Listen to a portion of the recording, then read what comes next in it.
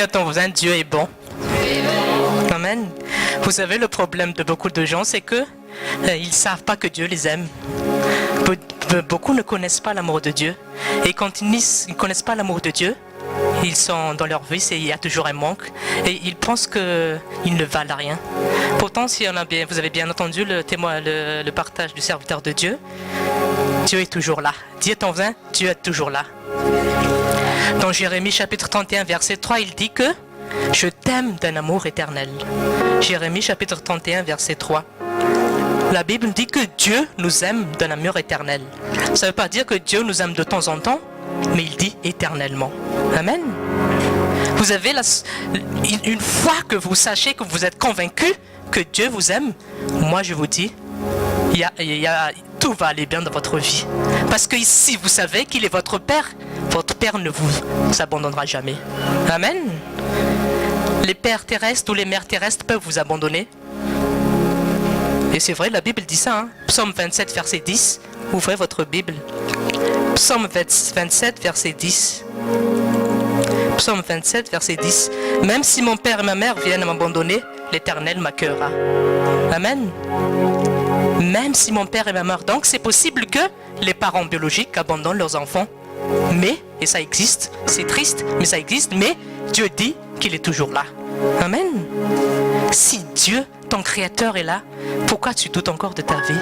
Pourquoi tu as encore des soucis? Pourquoi tu as encore des craintes si tu sais que c'est ton Père? Amen. Dis à ton voisin, es-tu bien conscient que ton Dieu t'aime? Oui, parce que des fois, quand nous traversons des choses difficiles, on dirait que Dieu n'est plus là. Pourtant, il est toujours là. Mais qu'est-ce qu'il attend de toi? C'est que tu viennes à lui. Amen. Ne soyons plus on dirait que quand il y a des problèmes ou des épreuves, on dirait que le ciel nous tombe sur la tête. On dirait qu'on perd notre identité d'enfant de Dieu. Or, que problème ou pas, nous sommes toujours enfants de Dieu. Amen. Vous savez, on a déjà appris ça il y a 2 mois, je crois, dans l'école de prospérité. Partout où Joseph allait, il vivait toujours dans la prospérité. Amen. Joseph était un esclave. Vous avez tous l'histoire de Joseph, Genèse chapitre 39. Il était esclave. On l'a vendu comme esclave, on l'a jeté dans un puits. Il était en prison, mais malgré toutes ces injustices, on va dire, il était toujours prospère. Parce que Dieu était toujours avec lui. Amen.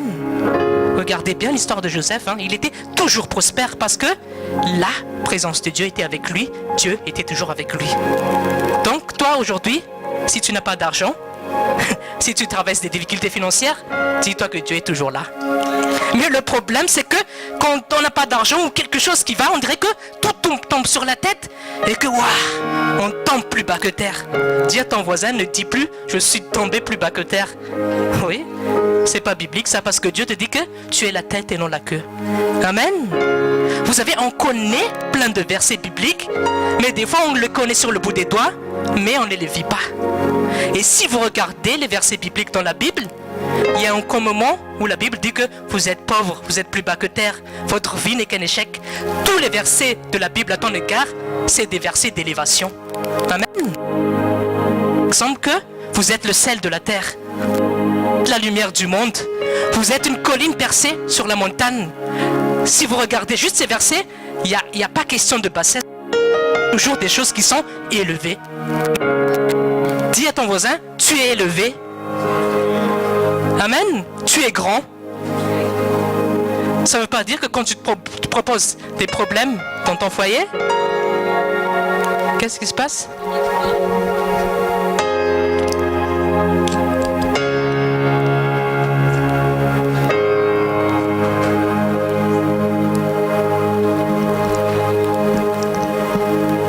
Allô? Non, ça ne marche pas. Allô? Oui.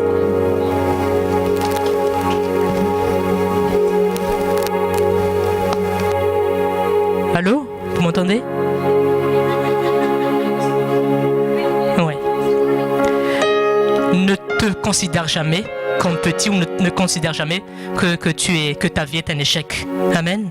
Parce que c'est le diable, c'est la pensée que le diable veut mettre en chez toi. Tu ne vas jamais réussir. Pourquoi tu pries toujours, pourtant rien ne va?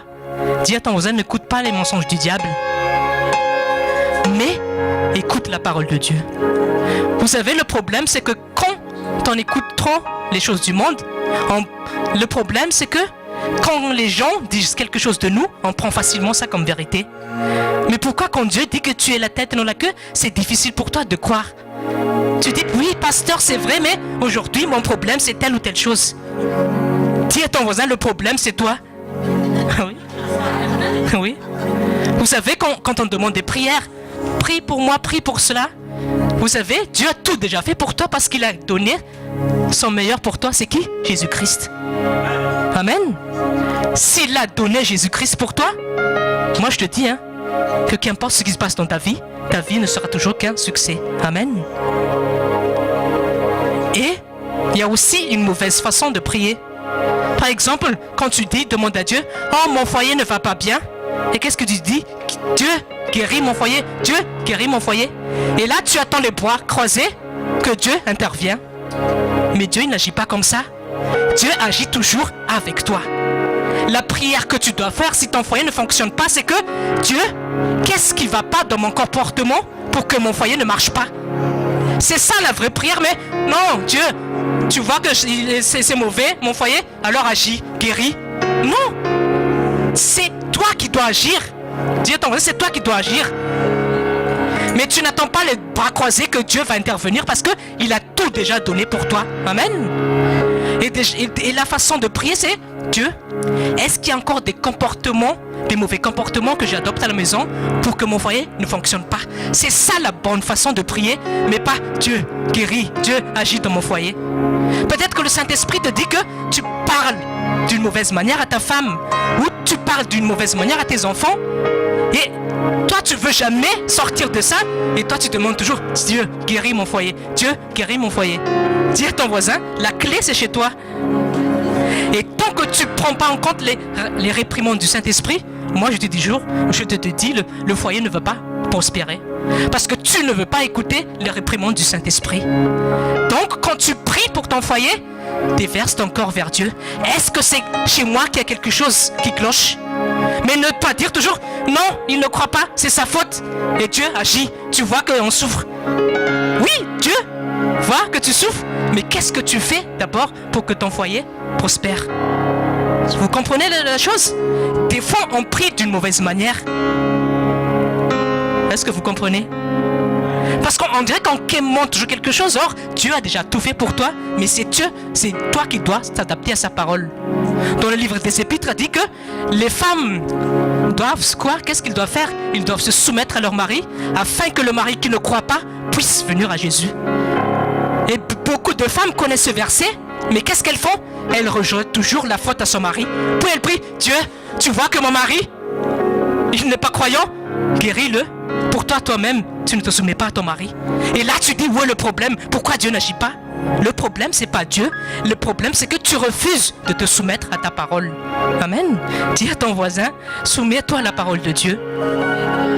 Et tant que tu refuses, moi je te dis, Dieu ne peut pas intervenir. Parce que, qu'est-ce qu'on a vu dans l'intercession? Le moyen que Dieu utilise pour nous guérir, pour nous délivrer, pour nous restaurer, c'est toujours la parole de Dieu. Et tant que tu ne veux pas s'appuyer sur la parole de Dieu, rien ne va aller. Amen. Dis à ton voisin, prends garde à toutes les paroles que tu reçois. Vous savez, on reçoit beaucoup de paroles. Hein? Ouvrez votre Bible, Jacques chapitre 4, verset 17. Des fois, on connaît plein de choses sur Dieu. On connaît des versets, mais on n'applique pas les versets. Et qu'est-ce que Dieu dit? Jacques chapitre 4, verset 17. Là, tu vas te dresser contre Dieu. Jacques chapitre 4, verset 17.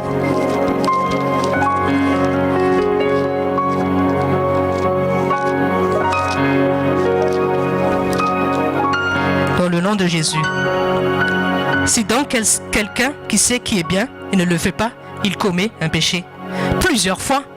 Qu'est-ce on sait qu'il faut faire ceci, il faut faire cela, mais plusieurs fois aussi, on ne le fait pas. Et qu'est-ce que la parole de Dieu dit? Si on sait que quelque chose est bien et si on ne le fait pas, on tombe dans le péché. Et fais un bilan de ta vie. Toutes les paroles que tu as reçues depuis, est-ce que tu les as pratiquées? Voilà. Telle est la question, tout simplement. Toutes les paroles que tu as reçues depuis, est-ce que tu les as pratiquées?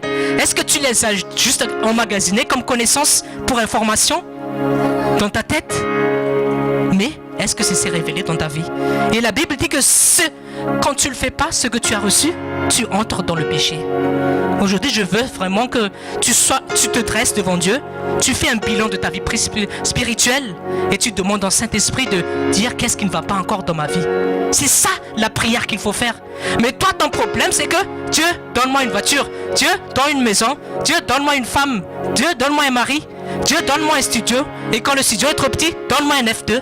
Quand le F2 ne suffit plus, donne-moi un F4. C'est pas une mauvaise prière, mais c'est pas la prière qui touche le cœur de Dieu. La prière, moi je dis tout à l'heure, la prière qui touche le cœur de Dieu, c'est les prières qui a toujours une relation avec son royaume. Toujours son royaume. Et qu'est-ce qu'on a appris dans l'école de prière dans Matthieu 6? À partir de Matthieu 6, chapitre verset 9, la prière que Jésus a enseignée, il n'y a rien de matériel dans cette prière. Il n'y a pas de donne-moi une maison, donne-moi une voiture, donne-moi tout ceci. C'est tous des choses spirituelles. Donc quand tu pries à Dieu, centre toujours tes prières vers tout ce qui est spirituel. Parce que c'est ce qui importe plus pour Dieu. Amen. Par exemple, ce qui importe pour Dieu, c'est son royaume. Or, le premier royaume de Dieu, c'est toi et moi. Donc la prière que tu dois adresser à Dieu, prièrement, c'est que Dieu, qu'est-ce qui ne va pas encore dans ma vie spirituelle? C'est ça. Mais ne pas te soucier de l'argent qui n'est pas aujourd'hui, de toutes autres choses matérielles, parce que Dieu dit, si tu t'intéresses à mon royaume, premièrement, toutes les choses là que tout le monde demande du monde, moi je te les donne tout simplement gratuitement. Et moi je te dis, qu'est-ce qui anime tes prières dans la vie de tous les jours? Est-ce que tu es un enfant qui quémande toujours, comme le message que le serviteur de Dieu a envoyé dans un SMS? Tu quémandes comme un petit chien. Dieu, donne-moi ceci. Dieu, donne-moi cela. Toutes les choses matérielles. Mais est-ce que tu te soucies à un moment de ta vie spirituelle? Est-ce que tu te soucies qu'il y a encore quelque chose qui t'emprise? Peut-être un péché caché. Peut-être un non-pardon qui encore puisse t'envahir ton cœur. Peut-être que quelque chose de mauvais. Et toi, tu dis toujours, Dieu, bénis-moi dans telle ou telle chose matérielle. Pourtant, tu ne veux pas reconnaître qu'il y a quelque chose encore de mauvais qui est en toi. Dis à ton voisin, fais une bonne prière. Et moi, je te dis, tant que tu t'humilies pas, tu ne veux pas être corrigé, Dieu ne peut pas t'agir. Qu'est-ce qu'on a enseigné tout à l'heure dans l'intercession? Dieu a dit que nous devons être saints. Examine ta vie de tous les jours. Est-ce que tu es saint dans ta façon de parler avec ta femme? Est-ce que tu es saint dans ta manière d'agir tous les jours de ta vie, à l'école, au travail? Vous savez, Dieu, il nous regarde, il nous regarde comme ça dans la vie de tous les jours. Si Dieu dit que nous devons être saints, nous devons être saints. Vous savez, il y a beaucoup d'enfants de Dieu qui disent aimer Dieu, mais ils n'ont pas la crainte de Dieu. Ils n'ont pas la crainte de Dieu dans leur façon de penser, dans leur façon de se comporter, dans leur façon d'agir.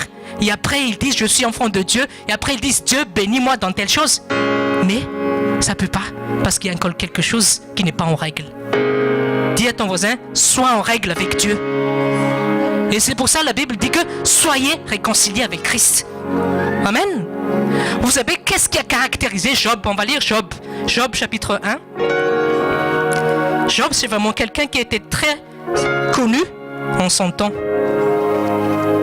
Job chapitre 1, versets 1 à 3.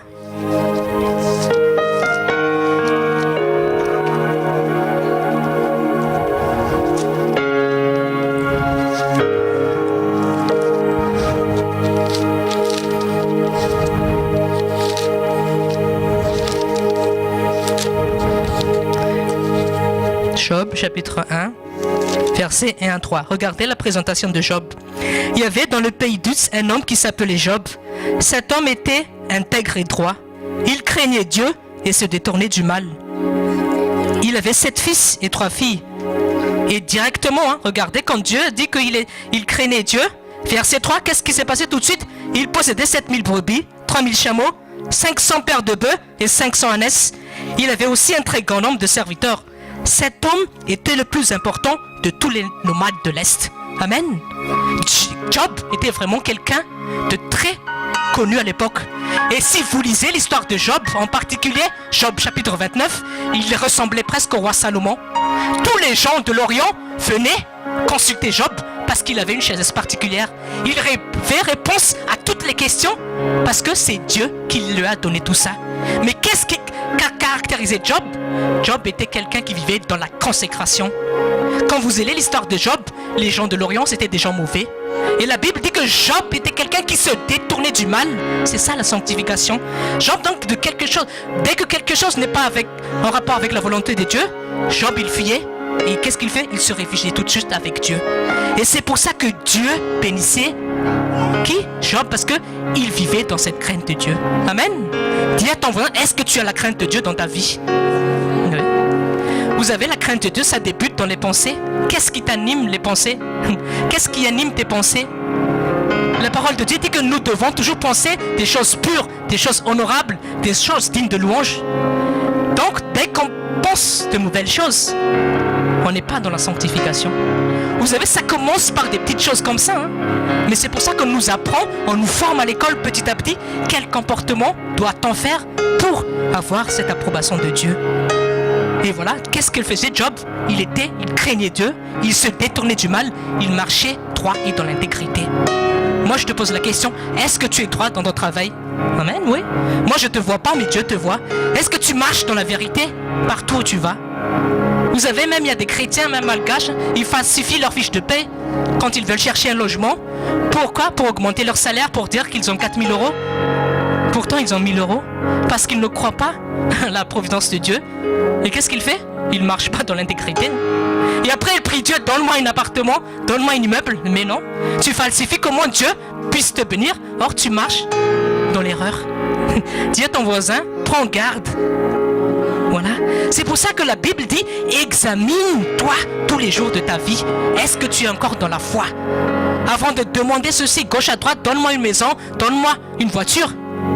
Dis à Dieu, révèle-moi ce qui ne va pas dans ma vie. Moi je dis ça, c'est ça le royaume de Dieu. Qu'est-ce qui ne va pas dans ma vie? Et Dieu dit, la parole de Dieu dit que dans Luc chapitre 12, que ce sont les gens du monde qui disent, donne-moi une maison, donne-moi une voiture, donne-moi des vêtements. Et Dieu dit que vous n'avez pas besoin de demander ça, parce que moi, votre Père Céleste, je sais ce dont vous avez besoin. Et pourtant, qu'est-ce qui anime encore notre prière? Dieu, donne-moi un travail. Oui, c'est ça. Dieu, donne-moi une maison. Moi, je dis, c'est pas mauvais, mais qu'est-ce qui te centre ta prière? Voilà, qu'est-ce qui t'anime tous les jours de ta vie? C'est ça le problème, c'est ça. Est-ce que tu es animé par la parole de Dieu? Est-ce que tu es animé par le royaume de Dieu? Amen. Qu'est-ce qu'on a appris? Psaume chapitre 132. Voilà, Psaume chapitre 132, ouvre ta Bible. Regardez un peu le cœur de David. David n'a jamais demandé à Dieu, donne-moi des ordres, de l'or, des richesses, du diamant. Mais qu'est-ce que Dieu a prié? Qu'est-ce que David a prié? Psaume chapitre 132, versets 1 à 4. Lisez bien ce psaume chapitre 132, versets 1 à 4. Éternel, souviens-toi de David, de tout ce qu'il a souffert. Il a fait un serment à l'Éternel. Il a fait ce vœu au puissant de Jacob. Regardez bien, psaume chapitre 132. Je n'entrerai pas dans ma maison, je ne remonterai pas sur mon lit, je donnerai pas de sommeil à mes yeux, ni de repos à mes paupières, avant d'avoir trouvé un endroit pour l'Éternel, une demeure pour le puissant de Jacob. Regardez ce qui animait la prière de David. David n'a pas dit à Dieu, donne-moi une grande maison avec de l'or, de l'argent et des richesses. Mais qu'est-ce qu'il a dit? Dieu, je ne trouverai pas de sommeil tant que ton arche ne trouve pas de demeure.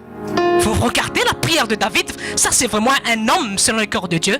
Et c'est pas par hasard si Dieu a dit à David que en lui j'ai trouvé un homme selon son cœur. Dis à ton voisin, est-ce que toi tu pries comme ça? Donc le souci de David, c'est pas que il ait une maison, il ait une voiture, il ait telle ou telle chose matérielle, mais son souci c'est que est-ce que l'arche de Dieu trouve une demeure? Qu'est-ce que je dois faire pour que l'arche de Dieu ne demeure pas tout simplement dans la cour comme ça? Et c'est ça le souci de David. Moi je te dis, quel est ton souci actuellement? Tu n'as pas de boulot? Est-ce que c'est ton souci? Tu n'as pas de mari, de femme? Est-ce que c'est ton souci? Est-ce que tu as des problèmes matériels? Est-ce que c'est ça qui t'anime dans tes prières? Est-ce que comme David, tu te soucies du royaume de Dieu? Dis à ton voisin, est-ce que tu te soucies du royaume de Dieu? Vous voyez, David, entre guillemets, il s'en foutait complètement de son état. Pour lui, ce qui est important, c'est Dieu d'abord. Vous voyez, c'est ça. Et regardez la vie de David. Mais tout ce que David faisait, c'est toujours pour Dieu d'abord. Et ce qui est bien avec ce témoignage de David, avec sa vie, c'est que quand il avait ce cœur, qu'est-ce qu'il avait? Dieu lui comblait d'énormes richesses. Parce que son cœur n'était pas attaché aux choses matérielles. Tu sais, quand tu pries, on voit qu'est-ce qui anime ton cœur. Juste, hein, c'est toi-même qui sais qu'est-ce qui anime tes sujets de prière. On va pas dire, tati, t'entends qu'est-ce qui anime tes sujets de prière, mais à toi-même de le connaître. Est-ce que tu te demandes toujours pour toi-même des choses matérielles? Moi je dis, hein, c'est pas un péché, mais ça doit pas être le centre de ta prière. Tu le pries une fois, c'est tout. Par exemple, Dieu, j'ai envie d'une maison, et un point c'est tout. Moi je te dis, t'as pas besoin de recommettre ça plusieurs fois parce que Dieu sait que tu en as besoin. Mais ce qui doit t'animer dans tes prières, Seigneur Jésus, j'ai encore du mal à pardonner. Aide-moi Saint-Esprit à avoir un cœur compatissant avec les autres. C'est ça le centre de ta prière, parce que c'est une prière qui est en rapport avec le royaume de Dieu. Et tous les gens qui étaient bénis dans la Bible, ils n'ont jamais demandé à Dieu, donne-moi des richesses. Oui, hein, c'est ça. Donne-moi tel ceci. Mais quand ils craignaient Dieu, quand ils mettaient le royaume de Dieu en priorité, Dieu les bénissait d'une manière surnaturelle. On va pas encore recommencer l'histoire de Salomon. On connaît tous, même les gens du monde qui ne croient pas, connaissent la réputation du roi Salomon. Parce que le roi Salomon, c'était vraiment un roi, à son époque, c'était un roi inégalable. Personne n'était aussi intelligent que lui. Personne n'avait aussi de connaissances et de sagesse que le roi Salomon. Et tout ça, c'est Dieu qui l'a donné. Mais c'était quoi le secret du roi Salomon? Quand Dieu était venu sur le roi Salomon, il a dit, Salomon, qu'est-ce que tu veux? Mais je veux te donner tout ce que tu veux. Par exemple, quand Dieu va venir en toi, s'il te demande cette question, qu'est-ce que tu vas lui répondre? Tu veux dire à Dieu, Dieu, donne-moi une Ferrari? Donne-moi un château? Oui. Salomon, il n'a pas demandé ça. Hein. Il a dit, regardez la prière de Salomon. Salomon s'est soucié du peuple de Dieu. Parce que le peuple de Dieu était innombrable. Et il a dit, comment puis-je diriger ce peuple si nombreux? Voilà. Dis à ton voisin, souci du royaume de Dieu. Et qu'est-ce qu'il a demandé à Dieu? Dieu, je suis incapable, je ne peux rien faire. Donne-moi la sagesse pour que je puisse gouverner ce peuple que tu m'as donné. Amen. Regardez la prière du roi Salomon. Parce qu'il dit, comment je peux diriger tout ce monde? Moi seul, je serai incapable. Mais avec Dieu, je peux le faire. Et quand il a prié ça, vous savez tous, qu'est-ce qui s'est passé? Dieu a donné vraiment des choses incroyables au roi Salomon. Et même la Bible dit que même actuellement, donc, tous les gens qu'on connaît qui sont très riches là, il n'y a pas d'égal au roi Salomon. Parce que la Bible dit ça qu'il était inégalable. Vous savez, quand Dieu veut te bénir, hein, il peut tout faire. Mais un état de cœur qui lui plaît. Amen. Un état de cœur qui lui plaît. C'est quoi l'histoire de Joseph? Moi, j'aime bien l'histoire de Joseph. Joseph, à aucun moment, il a jamais fait des murmures à Dieu. Il s'est jamais plaint. En prison, qu'est-ce qu'il a fait? Il a toujours loué Dieu. Dans le puits, quand ses frères l'ont jeté, il n'a pas dit, Dieu, pourquoi je subis telle injustice? Mes frères me jettent dans un puits, je n'ai rien fait de mal. Non, il n'a pas dit ça. Il a dit, Dieu, tu es toujours avec moi. Dieu, j'accepte. Et Dieu, je marche toujours avec toi. Et là, il y a une vérité vraiment aussi que vous devez savoir. Beaucoup de gens disent que la prospérité, c'est en lien avec les classes sociales. J'ai entendu la semaine dernière, quand on avait prêché avec la copine de Tonton Laz, là, et elle dit que sa cousine de Tonton Laz, oui, c'est pas la copine, c'est la cousine. Il n'a pas de copine, il faut prier pour lui pour qu'il ait une femme. La personne avait dit que beaucoup de gens disent que les gens, les blancs, les Européens, ils ne prient pas, ils sont bénis. Et les Malgaches, ils sont pauvres et ils prient. C'est pas normal ce genre de choses. Et beaucoup de gens croient ça. C'est pas parce que tu es blanc, que tu es européen, que tu es élevé que les autres et que tu es béni. Non, c'est pas ça du tout. La vraie prospérité vient de Dieu. Vous savez, quand on ne sait rien, on croit des choses comme ça. C'est pour ça qu'on nous apprend les vérités de la parole de Dieu à l'école. Et dis-toi que le meilleur des bénédictions, c'est les bénédictions spirituelles. Parce que ton problème, c'est que tu veux toujours ce qui est palpable, ce qui est argent, voiture, maison. Ton problème, c'est toujours sur ça. Et quand tu n'as pas ça, tout ne va pas dans ta vie. Oui, c'est ça le problème. Ton problème, c'est ça. Dis à ton voisin, Ne fais plus de tout ça ton problème. Oui. Ce sont les gens du monde qui font de tout ça leur problème. La Bible dit dans Luc 12 que votre Père Céleste sait ce dont vous avez besoin. Et moi je vous dis même, la Bible dit que si nous avons des vêtements et si nous mangeons, donc nourriture et vêtements, tout cela suffit. Et même qu'est-ce qui se passe aujourd'hui? Dieu nous donne plus. Oui. Donc voilà, Dieu dit que si tu as quelque chose à manger tous les jours, si tu t'habilles, ça te suffit. Voilà. Et même Dieu nous donne plus que ça. Dieu nous donne des maisons. Dieu nous donne de quoi? Toutes les choses de matériel que nous pouvons jouir, c'est là maintenant. Amen. Dis à ton voisin, tu es différent du gens du monde. Un enfant de Dieu ne quémande pas. Ouais. Quémander, c'est miaou comme un petit chat. Mais quand un enfant de Dieu, il connaît ses droits. Amen. Si tu appartiens à Christ, la Bible dit que tout t'appartient. Amen. 1 Corinthiens, ouvre ta Bible parce que il faut aussi connaître le problème aussi. C'est toujours ça. Connais la parole de Dieu. Dis à ton voisin, connais la parole de Dieu et vis la parole de Dieu. Je répète toujours, même si on te donne tous les versets clés de la prospérité, si tu ne prends pas la décision d'agir, tu ne seras jamais prospère. C'est pour ça que la parole de Dieu dit que ce que vous avez entendu de moi, pratiquez-le et le Dieu de paix sera avec vous. Amen. Dis à ton voisin, pratique ce que tu entends et le Dieu de paix sera avec toi. Amen. 1 Corinthiens chapitre 3 verset 21. 1 Corinthiens chapitre 3 verset 21. Au nom de Jésus.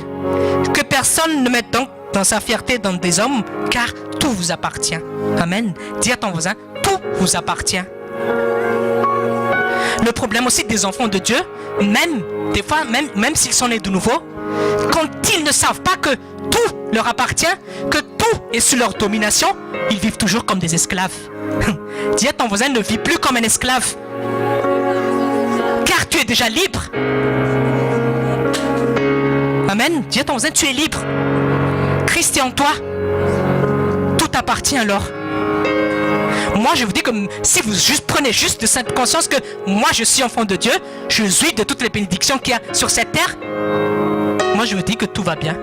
Mais le problème, c'est que c'est ta pensée qui bloque les choses. Amen. Dis à ton voisin, c'est pour ça qu'on t'enseigne à l'école. Et c'est pour ça qu'on a besoin de paroles pour le renouvellement de notre intelligence. Et on dit toujours que quand tu ne vas pas à l'école, quand tu n'écoutes pas la vérité, automatiquement tu vas gober tout ce que le monde te dit. Voilà. Maintenant tu vas croire que si les blancs n'ont pas besoin de prier, voilà, c'est ça pour les gens. Et pourtant ils sont bénis. Et si tu crois ça, donc tu dis, je perds de temps d'aller à l'école tous les samedis. Je préfère vivre comme la vie de tout le monde là qui ne prie pas. Je préfère faire la vie dehors parce que je vois ils ne prient pas, pourtant ils sont bénis. Mais si tu sais la vérité de la parole de Dieu dans Psaume 73, quand Asaph, qu'est-ce qu'il a dit? Asaph, il lit à la maison Psaume 73. Asaph, il a vraiment demandé pardon à Dieu parce que qu'est-ce qu'il a dit? Dieu, pourquoi les gens qui ne prient pas, ils sont bénis, ils ont tout ce qu'ils veulent, et moi, on dirait que là je suis pauvre, on dit viens que rien dans ma vie. Et après, quand Asaph a pris conscience que le sort de ces gens qui ne prient pas Dieu, ça va être vraiment terrible, il a dit, Dieu pardonne-moi parce que j'ai parlé dans l'ignorance. Dis à ton voisin, toi tu es vraiment béni parce que tu as Jésus-Christ en toi. Amen. Moi je dis toujours, le problème c'est que quand tu sais pas que tu n'as pas d'argent aujourd'hui, que tout va s'écrouler. J'aime bien répéter ça parce que les chrétiens ils limitent toujours. Il n'y a pas aujourd'hui, donc rien ne va. Oui. Regardez l'histoire de Joseph. Joseph c'était un esclave. Voilà. C'est la classe sociale, la prospérité ne dépend de la classe sociale, ne dépend pas de la classe sociale. Et Joseph est le parfait exemple qui peut expliquer ça. Joseph était un esclave, pourtant il était béni. Est-ce qu'un esclave est béni? Normalement non, hein? Un esclave c'est fait pour essuyer les merdes. Un esclave, oui c'est ça. Mais Joseph, on était esclave, il était béni. Donc la prospérité ne dépend pas de la classe sociale, mais dépend de Dieu. Amen. Dis bien ça et mets-toi ça bien dans ta tête. C'est pas que les blancs là, ils prient pas, ils sont bénis, non. Dis à ton voisin, Dieu connaît le sort de tout le monde. Oui, voilà. Mais là, il y a un plan. Oui, mais là, on a tonton Jean-Luc qui est un blanc vraiment renouvelé. Oui, voilà. Non, mais je dis ça parce que même les malgaches, même ceux qui se disent croyants, disent ce genre de choses. Pourtant, ils se disent chrétiens. Dis à ton voisin, tu dois connaître la parole de Dieu. Et la prospérité, moi je te dis, c'est pas l'argent. Oui, c'est pas l'argent. Parce que moi je te dis, l'argent puisse amener à disparaître. Mais tu peux toujours être prospère. Et moi je te dis, écoute bien ça. Si la prospérité égale l'argent, moi je te dis que Jésus c'était le plus pauvre. Oui. On ne peut pas limiter la prospérité à l'argent. Est-ce que Jésus avait beaucoup d'argent? Est-ce qu'il a fait des économies dans la banque? Oui. Est-ce qu'il a fait un emprunt Covid-10? Hein? Ou c'était l'âme avec le bonhomme vert là? Rien. La vraie prospérité, c'est que au moment où tu as besoin de quelque chose, Dieu te le donne. C'est ça la vraie prospérité. Amen. Mets-toi ça bien dans ta tête, car l'argent ne peut pas tout acheter. Oui, hein? Dis à ton voisin, l'argent ne peut pas tout acheter. Est-ce que l'argent peut acheter la santé? Vous savez qu'on ne guérit pas encore du cancer, hein, du sida. Pourtant, les gens du monde font des recherches à plusieurs millions d'euros, mais on ne guérit pas encore de tout ça. Pourtant, avec Jésus, tout est guéri. Amen, voilà. Dis attends, c'est ça la vraie prospérité. Mais le problème toujours, je te dis, quand il n'y a rien dans ton porte-monnaie, tu dis vraiment je suis pauvre. Oui, c'est ça. Non, moi je veux vraiment enlever ça de ta tête. Dis attends, tu es vraiment béni parce que tu as Jésus-Christ dans ta vie. Parce que quand tu as Jésus-Christ dans ta vie, tout peut rentrer dans l'ordre. Parce que Jésus peut tout. Amen. Que ce soit problème financier, que ce soit problème dans le travail, que ce soit problème dans le couple, que ce soit problème dans le relationnel. Qu'importe. Parce que Jésus, c'est la solution que Dieu a donnée pour le monde. Amen. Mais c'est ça, vous savez même, les gens qui ont beaucoup d'argent, ils n'ont pas la paix. Ouais. Si vous voulez ma pierre en malgache, vous pouvez demander aux gens, oui. Mais c'est quoi qui donne la paix? Job chapitre 22 verset 21. Notez bien le verset. Job chapitre 22 verset 21. Attache-toi à Dieu et tu auras la paix. Amen. Voilà. Oui. Je vous redis toujours ce témoignage des gens qui ont gagné des millions d'euros. Tout ce qui est au loto, la euro million. Ils ont fait des reportages et qu'est-ce qui s'est passé? Ils ont plus de soucis qu'avant. Parce que plus ils ont eu des matériels, plus ça leur a donné des soucis. C'est bizarre, hein? Pourtant, ils ont beaucoup plus d'argent, ils ont beaucoup de maisons, ils ont de belles voitures. Voilà, c'est vrai. Parce que l'argent ne fait pas le bonheur. Ce sont des choses matérielles, superficielles. Et qu'est-ce qui se passe avec ces gens-là? Regardez bien. Quand tout d'un coup, il n'y a plus d'argent, ça y est, ils tombent dans la dépression. Il y en a même qui se suicident. Oui, ça existe. Et est-ce que tu peux dire que ces gens sont prospères? Non, pas du tout. Parce que la vraie prospérité, c'est même si tu as de l'argent et même si tu n'as pas, tu es toujours dans la joie. Amen. Parce que Paul a dit, je sais vivre dans la disette, je sais vivre dans l'abondance. Amen. C'est ça la vraie prospérité. Pas comme les gens du monde que quand l'argent manque, oh, je pleure, je dors pas la nuit, je ne trouve pas le sommeil. Mais pour toi, même si l'argent manque, tu loues toujours ton Dieu parce que tu sais que le Dieu que tu sers est capable de tout et que tu te focalises pas sur ce qui se passe aujourd'hui parce que tu sais que demain, il peut t'amener des millions. Dis à ton voisin, c'est comme ça qu'il faut réagir en tant qu'enfant de Dieu. Oui. C'est pour ça qu'on vous apprend à l'école. Amen. Voilà, c'est ça. Regardez Habakkuk chapitre 3, verset 17 à 18. Habakkuk chapitre 3, verset 17 à 18. Vous avez, des fois on lit souvent ce verset. Habakkuk a dit dans Habakkuk chapitre 3 verset 17 à 18 que même si le figuier ne donnera plus de fleurs, même si rien ne va dans ce monde, qu'est-ce que dit Habakkuk? Moi je vais toujours me réjouir dans mon Dieu, je vais toujours le louer, parce que je sais qu'il sera toujours avec moi. Dis à ton voisin, adopte ce genre d'attitude. Et quand tu as ce genre d'attitude, Dieu va te bénir. Tout ça, c'est une question d'état de cœur et d'attitude. Amen. Mais si tu agis comme les gens du monde, moi je te dis, Dieu ne va pas te bénir. Amen. Proverbe chapitre 10, verset 22. Retiens bien les versets parce que c'est très important afin que tu puisses bien vraiment connaître c'est quoi cette prospérité. Toujours quand on parle école de prospérité, on n'est pas là pour te dire tel succès et tu vas avoir 5 millions d'euros. Tu es au mauvais endroit si tu veux faire ça. C'est pas ça. Tu viens pas ici pour gagner plus d'argent. Il y a des écoles pour faire ça. Va dans les écoles de commerce, mais pas ici. Ici, on veut t'enseigner la prospérité selon Dieu. Et la prospérité, c'est pas seulement financière, mais aussi dans ton foyer. Oui, voilà. La santé. Toi qui es en bonne santé, tu es prospère. Hein? Ou est-ce que tu prends conscience de ça, que toi qui es en bonne santé, là, actuellement, tu es prospère? Mais le problème, c'est que même si tu es en bonne santé, quand il n'y a pas d'argent, wow, c'est dur. C'est dur. Non, ne dis plus des choses comme ça. Et moi, je te dis, quand tu dis que c'est dur, ce sera vraiment dur. Fais attention aussi aux paroles qui sortent de ta bouche. Tu dis toujours que mon mari, il est comme ci, il est comme ceci, comme cela. Pourquoi tu ne lui dis pas des bénédictions? Pourquoi tu ne lui dis pas que mon mari va changer? Mon mari va venir à Jésus. Je crois que mon mari va être transformé. Mais toi, tu l'accuses tout le temps. Et après, tu t'étonnes que le foyer ne fonctionne pas. Et le problème vient d'où? Pas de ton mari, mais de toi. Voilà. Et c'est pour ça qu'il est toujours très important de faire un bilan spirituel dans ta vie, de ta relation avec Dieu. Parce qu'après, il te montre, voilà les choses qui vont, voilà les choses qui ne vont pas, et le Saint-Esprit te corrige et fait avancer. Amen. Proverbe chapitre 10, verset 22.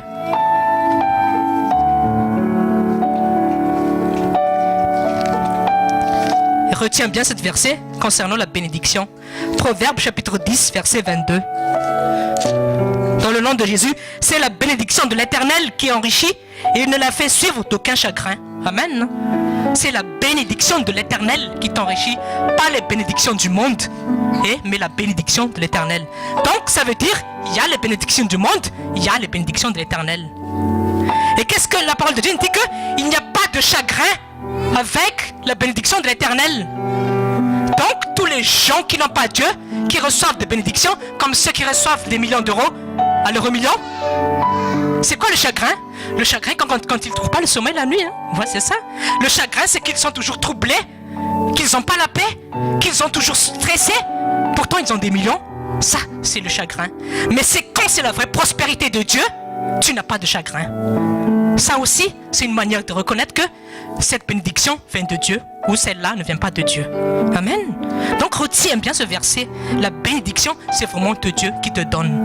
Et la vraie prospérité, c'est la prospérité à tout moment. Dans ton âme, dans ton corps et ton esprit. Voilà. Tu peux avoir beaucoup d'argent, mais tu peux pas acheter le sommeil. Oui, voilà. Oui. Tu peux avoir beaucoup d'argent pour acheter une Rolex, mais tu peux pas arrêter le temps. Amen. Tu peux pas racheter le temps parce que c'est Dieu qui est au contrôle de tout ça. Dis à ton voisin, c'est pas toujours ce... Voilà. Ne limite pas à ce que tu n'as pas aujourd'hui. Ta vie. Amen. C'est ça. Quand ton foyer ne va pas, là tout de suite tu détresses. Wow. Pourquoi Dieu tu n'agis pas? Pourquoi tu dis que tu vas me bénir? Pourquoi tu n'agis pas? Non, tu es toujours béni. Voilà, moi je suis toujours béni, même si mon foyer traverse des problèmes. Oui. Est-ce que Joseph, je reviens toujours à l'exemple de Joseph, est-ce que quand il était en prison, il a dit, Dieu, je suis fini, je suis en prison? Il n'a pas dit ça. Au contraire, il était en prison, il était chef. Oui, pourquoi? Oui. Pourquoi? Parce que la bénédiction de l'Éternel était sur lui. Amen. Dis à ton voisin, tu reçois cette bénédiction de l'Éternel. Amen. Et regarde un peu le comportement de Joseph. Parce que je dis toujours, c'est une question d'attitude et de comportement. Jamais Joseph n'a déçu Dieu. Qu'est-ce qu'il a fait? Est-ce qu'il a murmuré? Est-ce qu'il s'est plaint de toutes les injustices qu'il a vécues? Jamais. Jamais. Il a toujours marché dans la volonté de Dieu. Amen.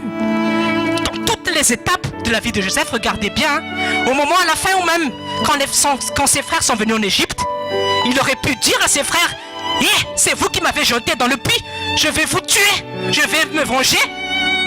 Qu'est-ce qu'il a dit au contraire? Venez, jouissez de toutes les bénédictions de l'Égypte, je vous aime. Il n'avait pas eu il n'avait pas eu de non partant, voilà, dans son cœur. Mais qu'est-ce qui s'est passé? Il a toujours aimé ses frères malgré le mal qu'il les avait fait. Vous voyez, hein, regardez. Un autre état de comportement de Joseph, malgré que Dieu l'a béni chez Potiphar, Il aurait pu dire à Potiphar, si tes affaires marchent, c'est à cause de moi. Parce que qu'est-ce qui s'est passé? La maison de Potiphar a été bénie à cause de Joseph. Joseph aurait pu dire, c'est parce que c'est moi qui est intelligent, c'est parce que c'est moi qui amène l'argent dans ton foyer. Maintenant, je vais commander sur toi. Humilité. Il s'est toujours positionné en dessous de Potiphar parce que c'était l'autorité qui était placée au-dessus de lui. Donc, si tu veux être béni, adopte les caractères de Dieu. Humilité, compassion, douceur. C'est ça le fruit de l'esprit, Galates 5, 22. Regardez la vie de Joseph. Qu'est-ce qui s'est passé encore quand la femme de Potiphar lui a fait des avances? Vous avez tous l'histoire.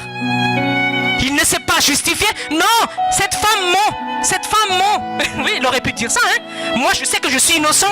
Tout le monde... Non, il n'a pas dit. Oui, moi, j'accepte. Je me remets à mon Dieu. Et qu'est-ce qui s'est passé une fois qu'on l'a jeté en prison? C'était le prisonnier le plus béni. Oui, il était chef en prison. Dis à ton voisin, même en prison, tu peux être béni. Et regardez la fin de vie de Joseph. Un esclave qui est devenu le premier ministre du royaume d'Égypte. Pour les gens du monde, ça c'est inconcevable. Mais avec Dieu, tout est possible. Dis à ton Dieu, tout est possible avec ton Dieu. Donc voilà, regarde, médite. Voilà, c'est ça aussi, méditer la Bible. Tu vois l'histoire des enfants de Dieu, des serviteurs de Dieu dans la Bible, et après tu médites leur vie et tu regardes qu'est-ce qu'ils ont fait de mauvais, qu'est-ce qu'ils ont fait de bien, et là tu suis ce qui ont fait du bien. Amen. Et qu'est-ce qui s'est passé après? Beaucoup de gens aussi ont été bénis par le comportement de Joseph. Et dis-toi, toi aussi donc, quand tu te places dans la volonté de Dieu, moi je te dis, c'est pas toi seul qui es béni, mais tout autour de toi. Amen. Parce que tu attires la présence de Dieu. Amen. Donc, la prospérité égale, c'est pas l'argent. Dis à ton voisin, la prospérité, c'est pas l'argent. L'argent, tout ce qui est matériel, c'est juste une manifestation de la prospérité. Amen. Regardez bien, Genèse chapitre 12. Regardez bien ce que Dieu dit à Abraham. Genèse chapitre 12. C'est une alliance que Dieu a fait avec Abraham. Genèse chapitre 12, verset 2. Je ferai de toi une grande nation, je te bénirai, je rendrai ton nom grand et tu seras une source de bénédiction. Dieu n'a pas dit à Abraham, je te donnerai beaucoup d'argent. Mais qu'est-ce qu'il a dit? Je te bénirai. Amen. C'est ça la postérité. En fait, c'est la bénédiction de Dieu qui a fait que Abraham était prospère tout au long de sa vie. C'est pas l'argent. Abraham tient l'argent. Non, c'est la bénédiction. Et cette bénédiction, c'est ce que nous héritons. Amen. Parce que nous sommes postérité d'Abraham par Jésus-Christ. Amen. Donc, toutes les promesses que Dieu a données à Abraham, dis-toi que c'est pour toi aussi. Amen, voilà. Tu sais, quand tu sais pas ça, moi je te dis, tu marches toujours dans l'ignorance et tu marches toujours dans une mentalité d'échec. Tu vois, c'est ça. Moi, je prends conscience que je suis la postérité d'Abraham. Or, je sais qu'Abraham, c'était quelqu'un de super béni par Dieu. Amen. Et qu'est-ce que se passe? Si je suis postérité d'Abraham, donc je jouis aussi de toutes les bénédictions qu'Abraham a joui. Amen. Et regardez la vie d'Abraham. Quand Dieu dit, je te bénirai, qu'est-ce qui s'est passé? Partout où Abraham allait, partout où il posait ses tentes, il avait toujours cette bénédiction de Dieu.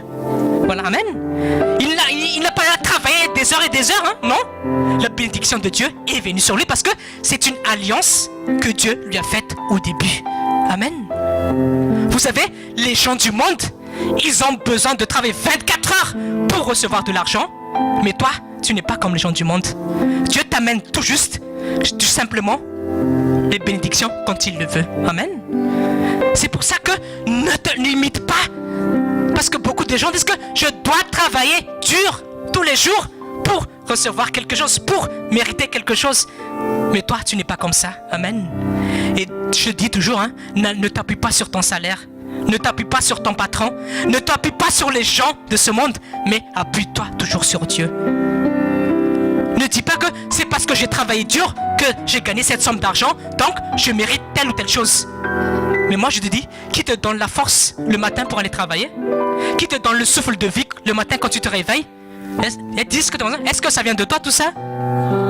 Ça vient qui? Voilà. Remets toujours Dieu au centre des choses. Et moi je te dis, c'est pas que tu travailles qu'obligatoirement tu reçois un salaire. Oui. Parce que voilà, parce qu'il y a des gens qui disent je travaille, je reçois un salaire, donc je peux faire ceci ou cela. Moi je te dis, il y a des gens qui travaillent pendant des années, mais qui ne reçoivent pas de salaire. C'est quoi l'exemple? C'est les enfants d'Israël. Oui. 430 ans, ils travaillent 24 heures par jour, mais ils n'étaient pas payés. Parce qu'ils étaient sous la malédiction. Voilà. Vous comprenez bien, hein? Donc, quand le diable veut bloquer ça, il peut bloquer. Je veux bien te rendre que tu prennes bien conscience que c'est pas à cause de ta force, de ton intelligence que tu mérites tout ce que tu as, mais c'est Dieu qui est derrière tout ça. Amen. Dis à ton voisin, c'est Dieu qui est derrière tout ça. Donc, appuie-toi sur ton Dieu. Vis la vie, prospérité de Dieu. Vous savez, tu sais, la joie que tu as, hein, les gens du monde n'ont pas ça. Hein. Oui, la joie, ton sourire là, les gens du monde n'ont pas ça. Hein. Et leurs millions, leurs voitures, leurs belles maisons, ils ne peuvent pas acheter ton sourire ou la joie qui est en toi. Parce que ça ne s'achète pas, ça vient de Dieu. Ça vient de Dieu. Amen. Et peut-être que tu dis, moi pasteur, j'ai pas besoin de joie, moi c'est la voiture que je veux. Dis, attends, le problème c'est que toi tu es toujours sur les matériels. Attention, hein, la Bible dit que n'aimez pas l'argent parce que de l'argent vient la source de tous les maux. Non, allez, regardons la Bible, 1 Timothée chapitre 6. Pour que tu puisses bien connaître avec tous la relation avec l'argent, là, c'est parce que ton problème, c'est toujours cet argent, toujours vouloir plus, toujours vouloir s'enrichir. 1 Timothée chapitre 6, verset...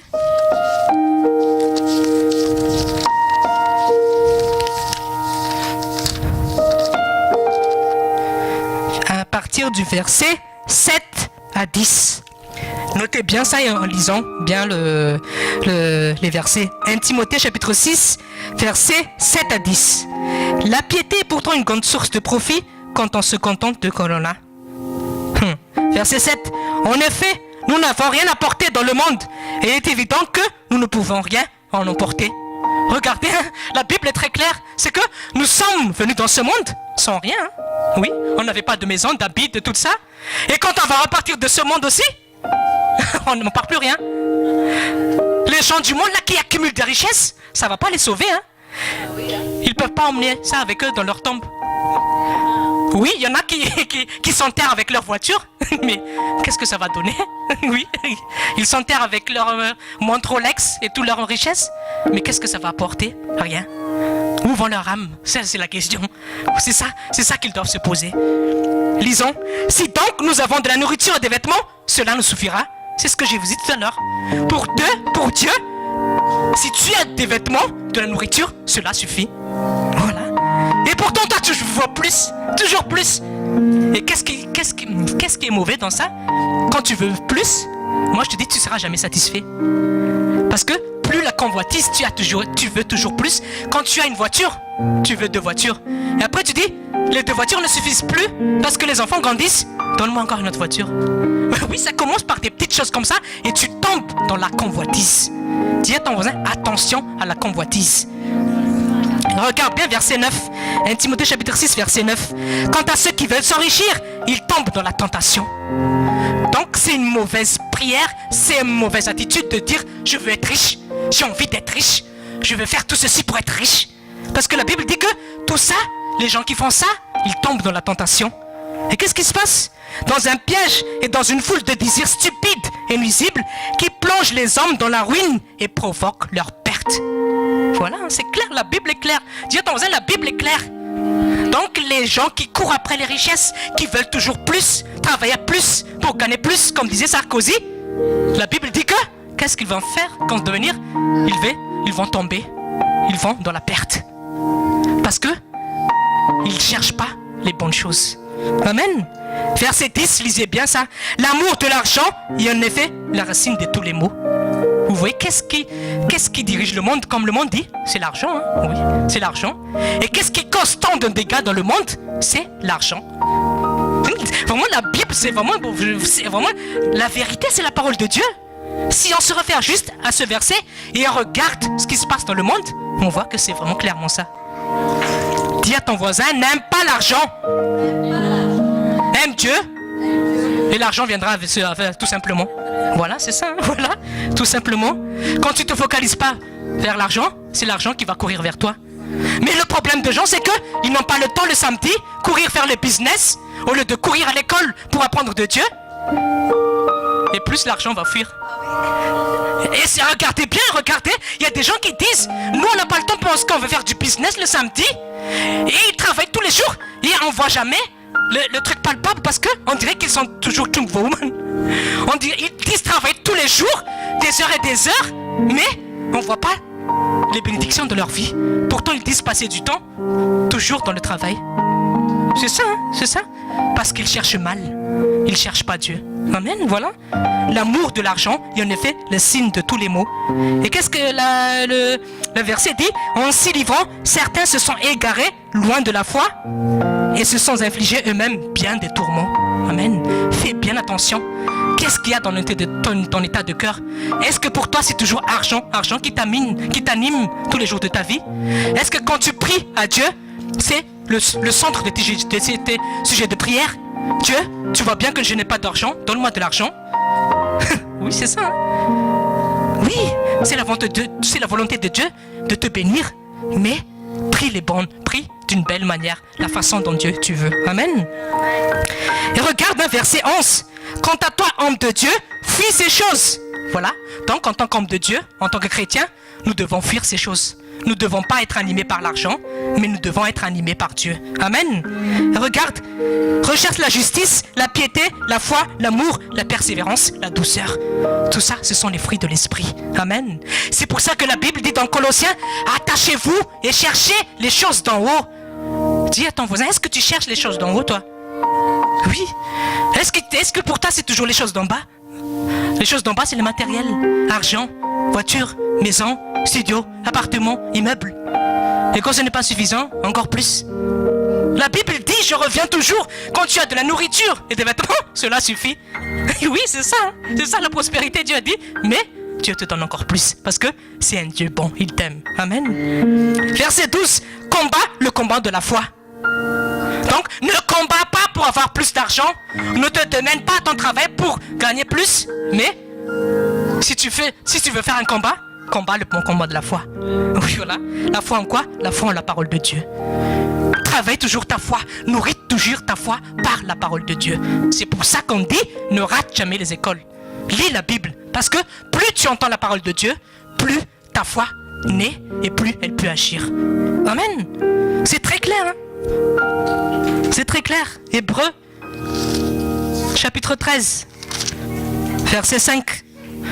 Encore, en ce qui concerne l'argent, pour que tu puisses bien connaître c'est quoi la volonté de Dieu avec cet argent-là. Hébreux, chapitre 13, verset 5. Que votre conduite ne soit pas guidée par l'amour de l'argent. C'est très clair. Contentez-vous de ce que vous avez. Oui, c'est ça la prospérité. Donc, si tu te réjouis de ce que Dieu te donne, Dieu t'approuve. Mais le problème, je te dis toujours que tu n'es pas content de ce que tu as. Voilà, c'est toujours ça le problème. Tu as une maison et tu n'es pas content. Tu dis, Dieu, ce studio il est trop petit. Pourtant, moi je te dis, il y a des SDF qui n'ont pas de maison. Hein. Il y a des gens qui travaillent, qui vivent comme toi. Mais moi je te dis, ils n'ont pas de maison. Pourtant toi, Dieu te donne une maison. Amen, oui c'est ça. Dis à ton voisin, contente-toi de ce que tu as. Oui. Oui, c'est là. Parce que qu'est-ce que la parole de Dieu te dit? Je ne te délaisserai pas et je ne t'abandonnerai pas. Amen. C'est ça la chose essentielle que tu dois prendre conscience. Si Dieu est pour toi, qui sera contre toi? Amen. Assure-toi toujours, tout simplement, que Dieu est avec toi. Amen. Dis à ton voisin, assure-toi simplement que Dieu est avec toi. Et qu'est-ce qu'il faut faire pour que Dieu est avec toi? Fais comme Jésus dans Jean chapitre 8, verset 29. Je fais toujours ce qui lui est agréable et mon Père ne m'a jamais laissé seul. Amen. Quand tu fais toujours ce qui est agréable à Dieu, Dieu ne va pas te laisser seul. Qu'est-ce que ça veut dire? Il ne va pas te laisser seul. Il va te bénir. Il va te pourvoir en toutes choses. Il sera toujours là pour t'épauler, pour t'aider et pour te donner même au-delà de ce que tu puisses le demander. Amen. Dis à ton voisin, ça, c'est toujours centré vers Jésus. Voilà, hein, c'est ça. C'est toujours centré vers Jésus. Beaucoup de chrétiens, moi je vous dis toujours, même ceux qui sont nés de nouveau, fais la prière comme Luc 12 là. Donne-moi ceci, donne-moi cela. Et Dieu dit que vous n'êtes pas comme cela. Ce sont les gens des autres peuples qui prient comme ça. Toi tu n'es pas les gens de notre peuple, tu es un enfant de Dieu. Amen, oui. Ne quémande pas. Tu es la postérité d'Abraham. Tout ce qui est sur cette terre est à toi. Mais quand tu ne prends pas conscience de cela, tu vis toujours comme un esclave. Amen. Dis à ton voisin, tu n'es plus un esclave. Amen. Tu es la postérité d'Abraham. Si vous connaissez la vie d'Abraham, hein, est-ce que tout le monde connaît la vie d'Abraham? Est-ce qu'à aucun moment Abraham manquait de quelque chose? Jamais. Et est-ce qu'il a travaillé très dur des heures et des heures pour mériter ça? Non. Il a marché tout simplement avec Dieu et Dieu le bénissait tout simplement, naturellement. Amen. Ne dis pas que je dois travailler tous les jours pour avoir plus d'argent. Même tu peux dormir tout simplement. Dans ton sommeil, Dieu peut amener l'argent. Amen. Oui, c'est ça. Hein? Qu'est-ce que Dieu a fait avec les enfants d'Israël? En une nuit, qu'est-ce qu'il a fait? Il a dépouillé l'Égypte pour donner aux Israélites. Pourtant, ils étaient esclaves pendant 430 ans. Donc Dieu peut transformer quelque chose de très lent. En une seconde, il a transformé la destinée des enfants d'Israël. Dieu dit à ton Dieu, tout est possible. Vous savez, les choses comme qu'il a fait à Joseph ou à Daniel, ça peut se produire. Hein? Tu peux être président de la France. Oui. Mais toi, c'est ton esprit de voir qu'il ne s'ouvre pas dans ce genre de choses. Et tu vis toujours comme un petit chien. Pourtant, tu n'es pas un chien, tu es un lion. Et un lion, il domine. Un lion, il ne baisse jamais les bras, il ne baisse jamais la tête. Un lion sait ce qu'il est. Il est le roi de la jungle. Amen. Amen. Dis à ton voisin, connais ton identité d'enfant de Dieu. Voilà, c'est ça le problème. Quand tu connais pas qui tu es toujours dans l'esclavage. Amen. Or, Galates chapitre 3, verset 29. Galates chapitre 3, verset 29.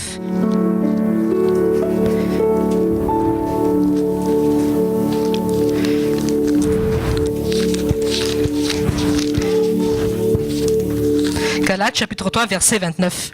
Si vous appartenez à Christ, vous êtes donc de la descendance d'Abraham et vous êtes héritier conformément à la promesse.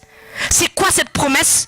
Vous êtes héritier conformément à la promesse. C'est la promesse que Dieu a dit à Abraham, je te bénirai, je te ferai le père de toutes les nations et je bénirai ceux qui te béniront. C'est ça la promesse. Dis à ton voisin, tu hérites de cette promesse d'Abraham parce que tu as Jésus-Christ en toi. C'est pour ça que je dis, voilà, tu dois prendre connaissance de qui tu es. Et qu'est-ce qui s'est passé? Abraham, partout où il allait, il avait des richesses. Amen. Quand tu pries, je reviens sur le centre de tes sujets de prière. Quand tu pries, centre toujours tes prières sur le royaume de Dieu. Si on revient à Abraham, son comportement, qu'est-ce qu'il a fait dans Genèse chapitre 18? Qu'est-ce qu'il a fait dans Genèse chapitre 18? Abraham a eu compassion des âmes qui étaient dans Sodome et Gomorrhe. Et qu'est-ce qu'il a fait? Il a intercédé pour les millions d'âmes qui étaient dans cette ville. Il a eu pitié de ces âmes. Et qu'est-ce qu'il a fait? Dieu sauve cette ville. Voilà. Regarde, Abraham, il n'a pas demandé à Dieu, donne-moi toutes les richesses parce que je sais que tu es le Dieu qui possède tout ce qui est sur cette terre. Mais dit, Dieu, aie pitié des gens de Sodome et de Gomorrhe. Et moi, je vous dis, après Genèse chapitre 18, lisez l'histoire d'Abraham, toutes les bénédictions d'Abraham. Abraham était béni de manière surnaturelle par Dieu. Dis à ton voisin, lis bien la Bible. Oui, c'est ça, méditer la Bible. Une fois qu'il a adopté cette attitude d'avoir compassion des âmes qui étaient dans Sodome et Gomorrhe, qui faisaient n'importe quoi, qui déplaisaient à Dieu. Et qu'est-ce que Dieu a fait? Il a été tout de suite béni. Après, Isaac était venu. Voilà, c'est pas un hasard. Parce que Abraham avait le cœur pour le royaume de Dieu. Amen. Regardez les gens de la Bible. Regardez Moïse. Ça aussi c'est un verset que j'aime très bien. Hébreux chapitre 11. Ouvrez votre Bible. Moïse. Hébreux chapitre 11. Versets 24-25. Hébreux chapitre 11, versets 24-25. C'est par la foi que Moïse, devenu grand, a refusé d'être appelé fils de la fille du Pharaon. Il préférait être être maltraité avec le peuple de Dieu plutôt que d'avoir momentanément la jouissance du péché. Il considérait l'humiliation attachée au Messie comme une richesse plus grande que les trésors de l'Égypte, car il avait le regard fixé sur la récompense à venir. Vous savez, Moïse était destiné à être un prince. Oui, c'est ça, hein? Il était éduqué dans la façon de penser d'Égypte. C'était vraiment un prince. Il devait aussi hériter du royaume d'Égypte. Mais qu'est-ce que la Bible dit? Moïse a préféré fuir tout ça pour... Qu'est-ce qu'il a fait? Il a couru aller vers ses frères parce qu'il savait que c'est là la volonté de Dieu. Vous savez, Moïse aurait pu dire, hein, moi je m'en fous de mes frères, hein, je vais aller en Égypte, hein, je suis né en Égypte, hein, je peux jouir de toutes les richesses de l'Égypte, hein, je peux avoir tout ce que je veux. Mais Moïse n'a pas dit ça. Il dit, je préfère souffrir avec mes frères qui sont maltraités, même s'ils souffrent, parce que je sais que c'est là la volonté de Dieu. Et qu'est-ce qui s'est passé? Regardez la vie de Moïse. C'était un leader. Il était utilisé puissamment par Dieu et rien ne lui manquait. Dis à ton voisin, c'est une question d'état de cœur. Je dis encore, qu'est-ce qui anime tes prières quand tu pries? Jésus a dit dans Matthieu chapitre 9, quand il a regardé la foule, il a dit, oh, pauvre de cette foule, hein, il n'y a pas de berger. Et qu'est-ce qu'il a dit? Priez pour que le maître de la moisson envoie des serviteurs. Est-ce que c'est ce genre de prière qui t'anime quand tu fais des prières? Mais le problème, je te dis, et je le redis, donne-moi une voiture, mon foyer ne va pas. Moi, donne-moi une maison, rien ne va dans ma vie. Et est-ce que tu as une place pour le royaume? Est-ce que tu as une petite place pour le royaume? Moi, je te dis, même si tu pries par tout ça, Dieu, il va te le donner. Oui, voilà, c'est ça. Mais aie un cœur dévoué pour le royaume de Dieu.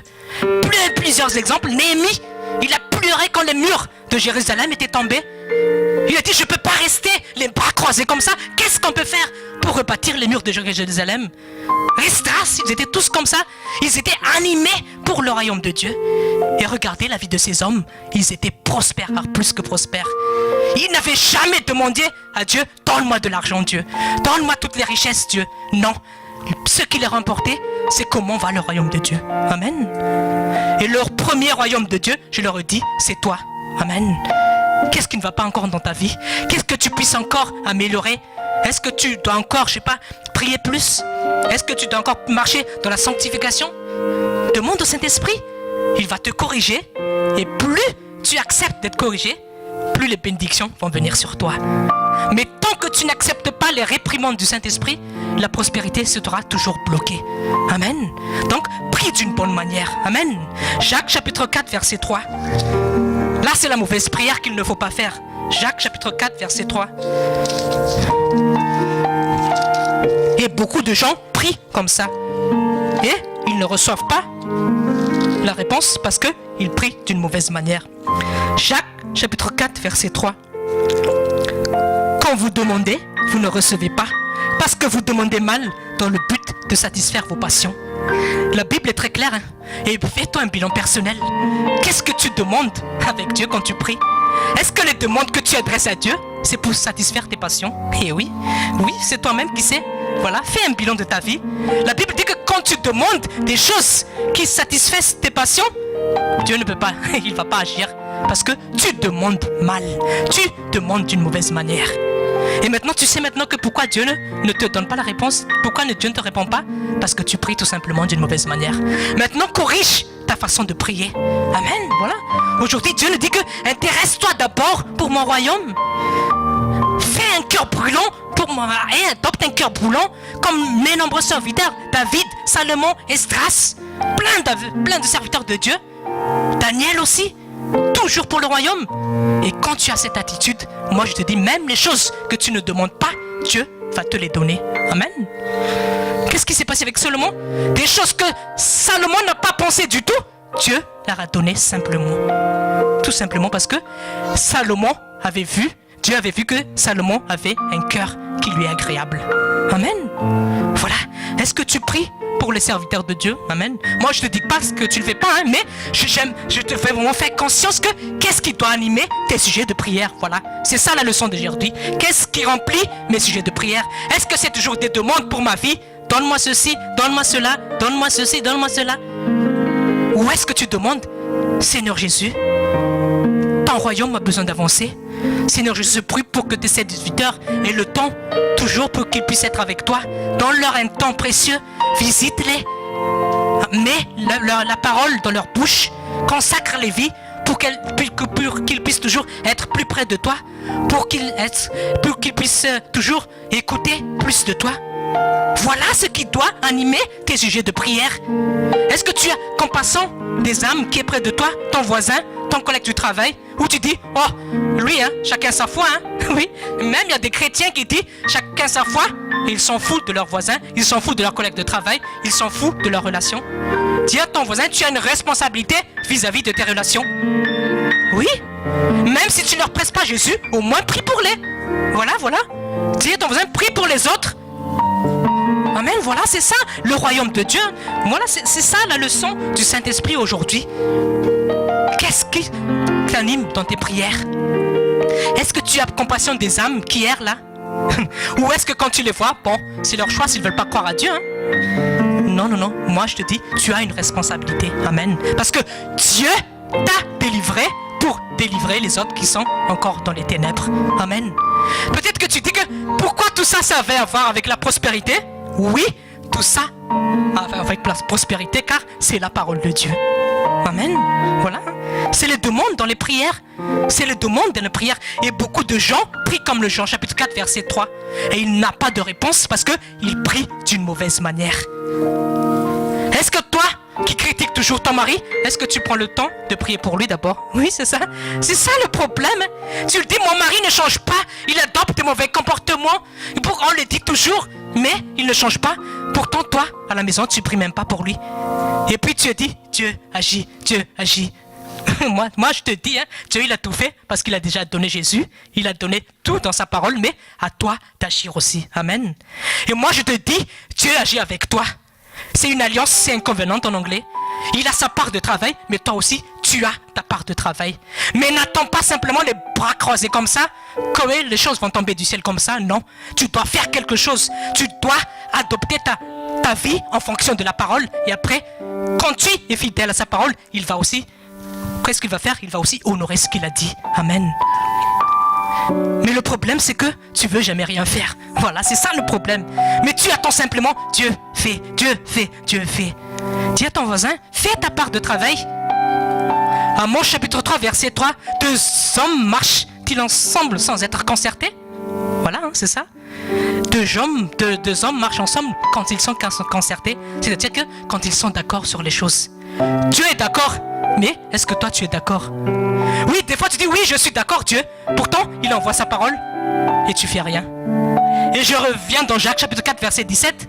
Quand tu sais faire le bien, quand tu sais que quelque chose qui est bien et tu ne le fais pas, tu tombes dans le péché. Dis à ton voisin, repens-toi. Je sais pas, moi-même je sais combien de fois peut-être que j'ai connu plein de choses de la vérité de Dieu, mais je ne les ai pas appliquées dans ma vie. Donc, je tombe dans le péché. Oui, la parole de Dieu est très claire. Quand nous enseignons dans la sanctification, sanctifie-toi. Mais toi, le problème c'est que tu ne veux pas te sanctifier. Le problème c'est que Jésus, donne-moi de l'argent. Oh, on est vraiment très très loin encore. Si tu es encore dans ça, Jésus, donne-moi de l'argent. La Bible dit que je ne te délaisserai pas.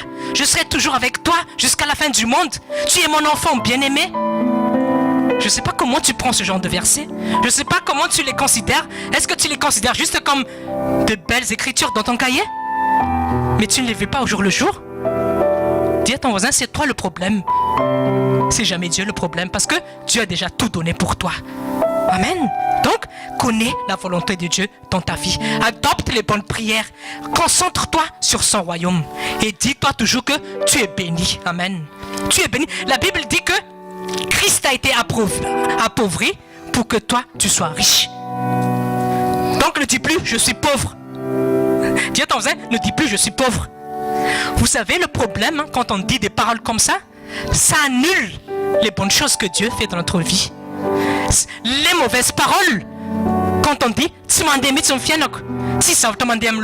quand tu rabâches ça tout au long de la journée, ça annule les promesses de Dieu dans ta vie. Oui. Parce que par tes paroles, tu sois condamné ou tu es justifié.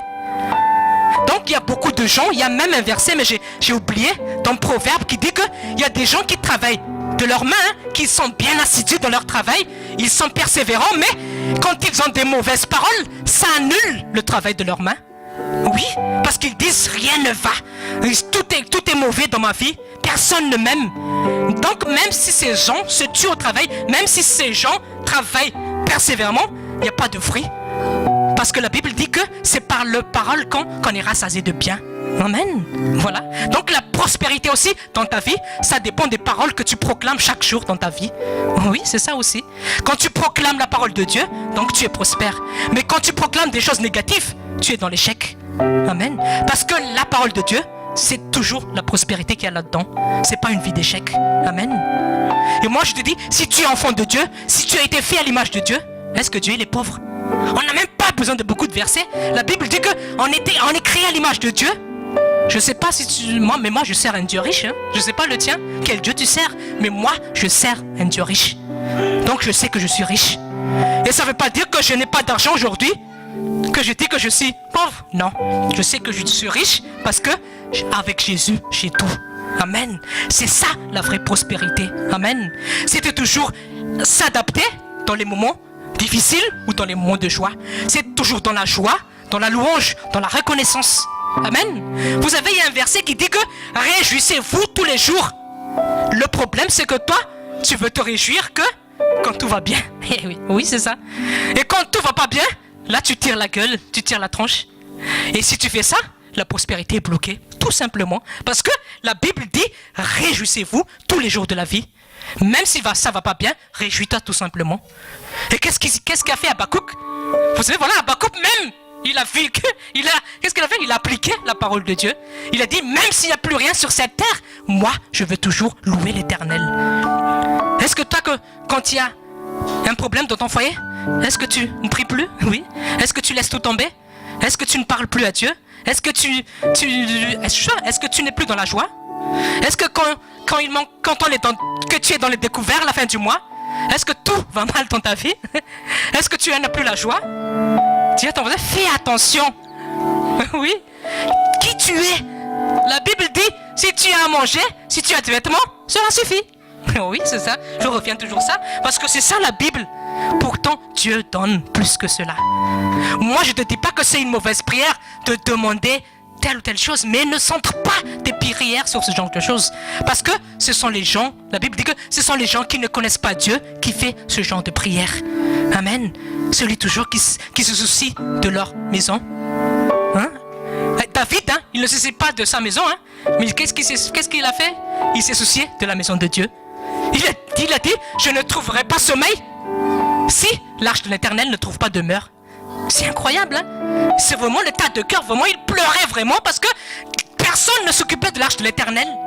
Il a dit, je vais tout faire pour trouver une demeure pour l'arche de l'Éternel. Et regardez la vie de David.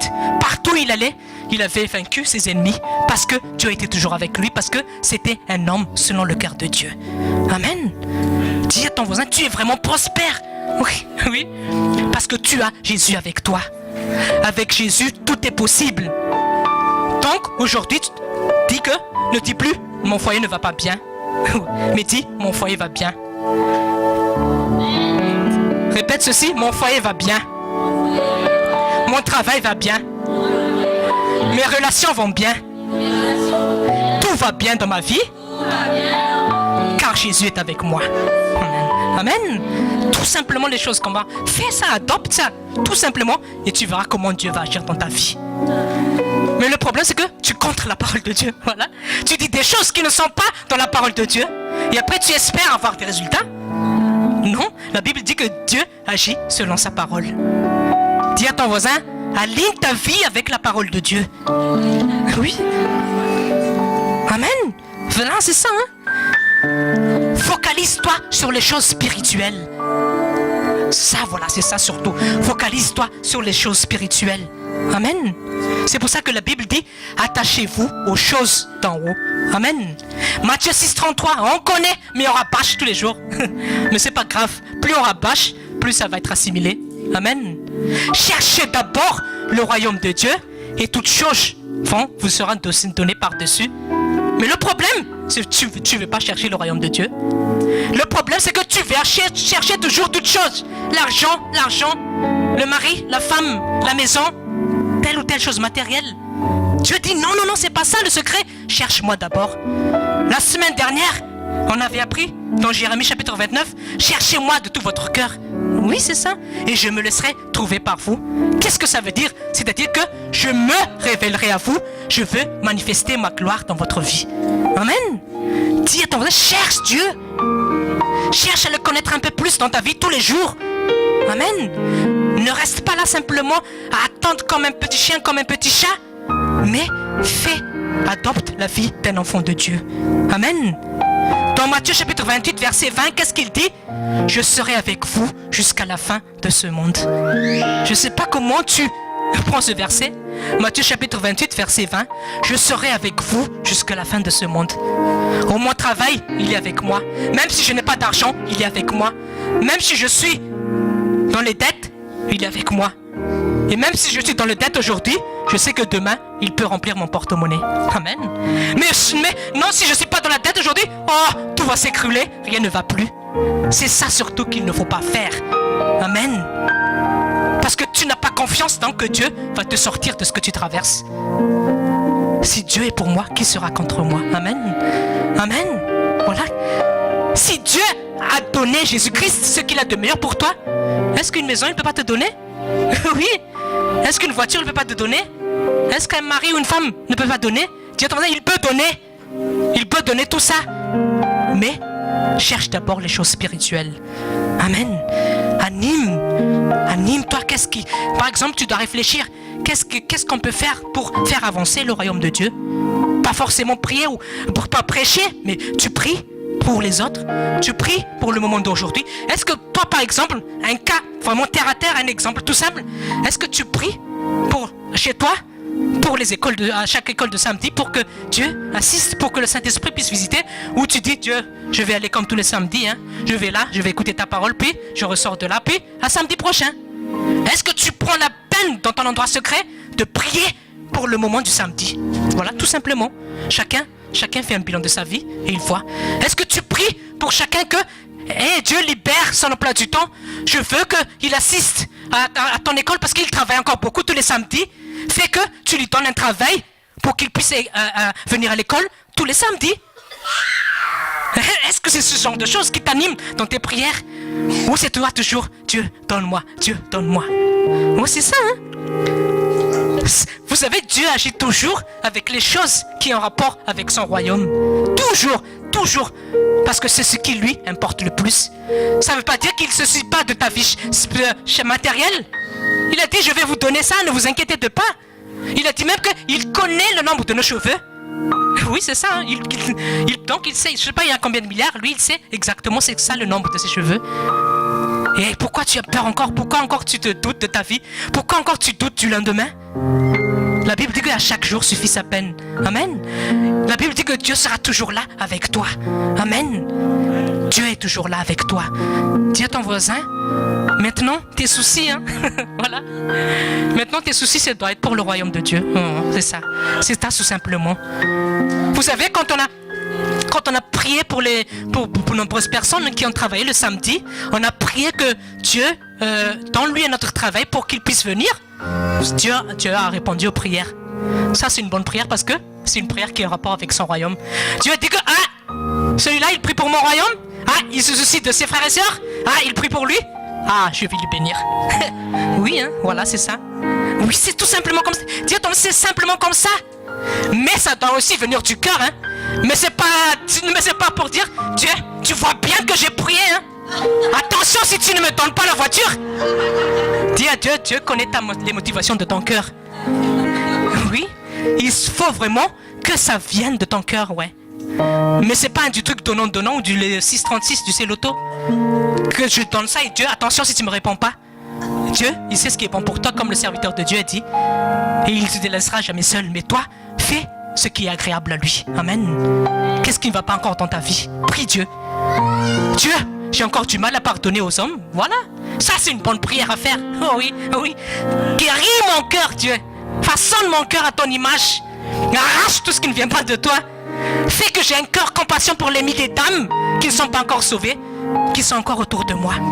Voilà, tout simplement, prie comme ça. Et moi, je te dis, si tu commences à prier comme ça, tu vas voir la bénédiction de Dieu. Amen. La Bible dit que c'est une manifestation de la gloire de Dieu. Tu sais le problème que tu traverses, Dieu, en un claquement de doigts, il peut changer tout ça. Mais toi, est-ce que tu fais ce qui lui est agréable? Amen. Amen. Dis à ton voisin, fais ce qui est agréable à Dieu. Et dis-toi vraiment que tu es quelqu'un de spécial. Amen. Tu es, vous savez, hein, quand on te jette dans la piscine, tu ne ressors pas de la piscine comme un poisson. Tu seras toujours un homme. Voilà.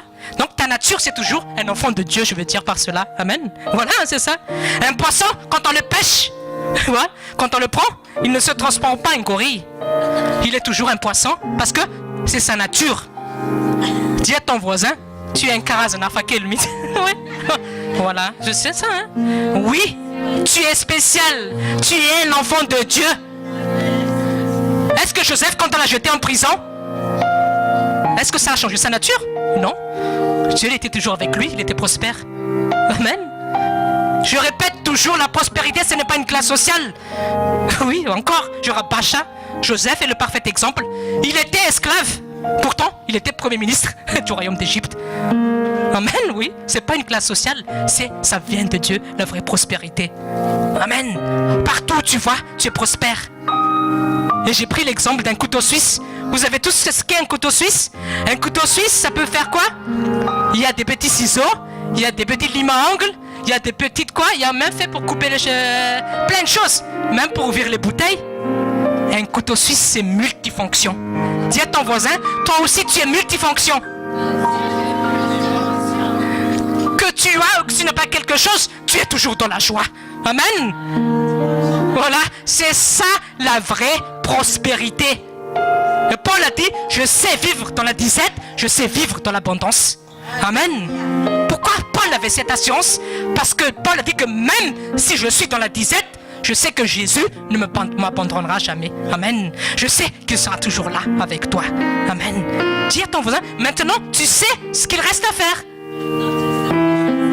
Amen. Et dis à ton voisin, fais maintenant. Et dis à ton voisin, la balle est dans ton camp. Dieu a tout fait pour toi. Maintenant dis, Dieu, à toi d'agir. Tu dis à ton voisin, à toi d'agir maintenant. Philippiens chapitre 4 verset 9. Ce que vous avez entendu de moi, pratiquez-le et le Dieu de paix sera avec vous. Ça veut dire que si tu ne pratiques pas, le Dieu de paix ne sera pas avec toi. Voilà, oui. Tu peux entendre des milliers de paroles de Dieu. Tant que tu ne prends pas la décision de Dieu, je vais agir selon ta parole. Tu peux attendre Paul, comme en malgache on dit intention Paul. Dieu ne va pas te répondre, oui. Tu peux attendre Paul, Paul est déjà dans les cieux. Il ne va jamais venir, oui. Tu peux attendre là, oui. Oui.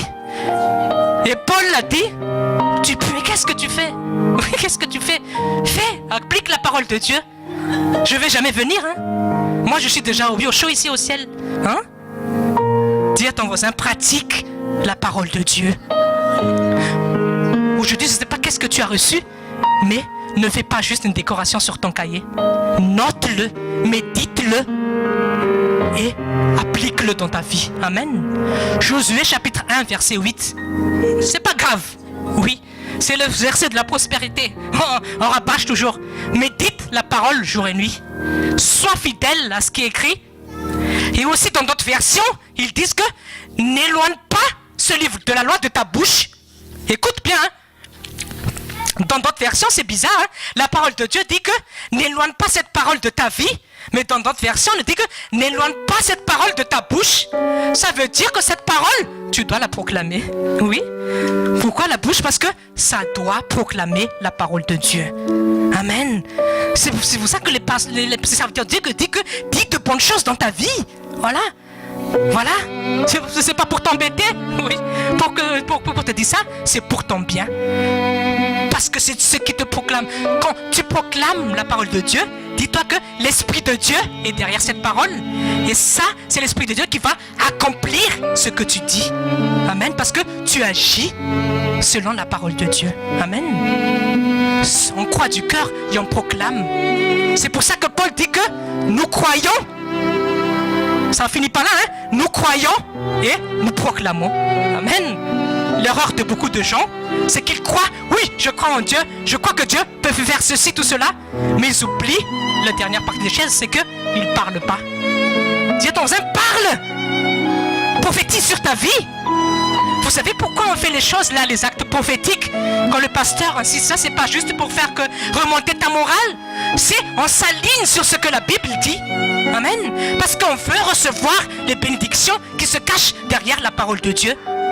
C'est pour ça qu'on prophétise de bonnes choses de ta vie. C'est pour ça qu'on dit que quand tu es malade, ne dis plus je suis malade, je suis guéri. Oh oui, hein? Et c'est la vérité. Les réalités te disent que tu es malade, mais la vérité, c'est la parole de Dieu. Et elle te dit quoi? Jésus a été persécuté pour que tu reçoives la guérison. Oui, amen. La réalité te dit que tu n'as pas d'argent aujourd'hui. Et la vérité, qu'est-ce que te dit? Moi, je serai avec toi, je ne te laisserai pas seul. Amen. La réalité te dit que, oh, je n'ai pas de mari, je n'ai pas de femme, ça fait longtemps que j'attends. Et la vérité dit que il n'est pas bon pour l'homme d'être seul. J'ai préparé une aide semblable pour lui. Voilà. Il y a les réalités, il y a les vérités. Amen. Et la vérité, c'est ce que la parole de Dieu dit. Amen. Dis à ton voisin, la parole de Dieu est infaillible. Et elle ne ment jamais. Parce que ce n'est pas les paroles d'un homme. Amen. Ce n'est pas les paroles d'un homme, c'est la parole de Dieu. Amen. Aujourd'hui, hein, si tu décides de prendre la décision d'agir selon la parole de Dieu, si aujourd'hui le Saint-Esprit vraiment t'a touché pour te dire que hey, fais ceci, fais cela, il y a encore quelque chose qui ne va pas dans ma vie, je vais me remettre dans le bon chemin, moi je te dis, tu vas être vraiment prospère. Amen. Pour finir, on va lire un dernier verset. Job, chapitre 22, verset 28. Job, chapitre 22, verset 28. Prends les bonnes décisions maintenant.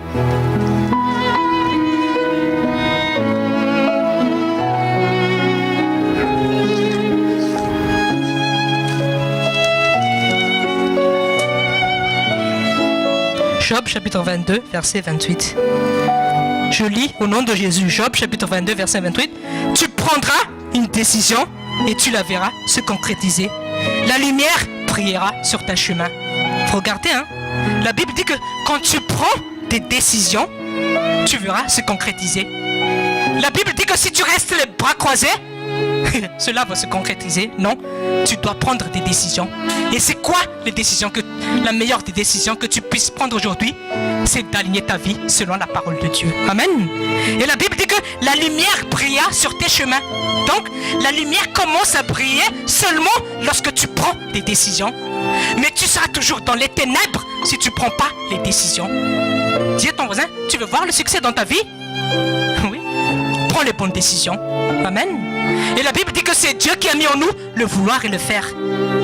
Alors, prends maintenant les bonnes décisions, fais ce qu'il y a à faire et le Dieu de paix sera avec toi. Amen. Soyez bénis dans le nom de Jésus. Et je pense que maintenant, hein, à toi de jouer. Dis à ton voisin, à toi de jouer. Dieu a tout fait, maintenant c'est ton rôle d'agir. Amen. Gloire à Dieu pour sa parole. On va se lever dans la sainte présence de Dieu.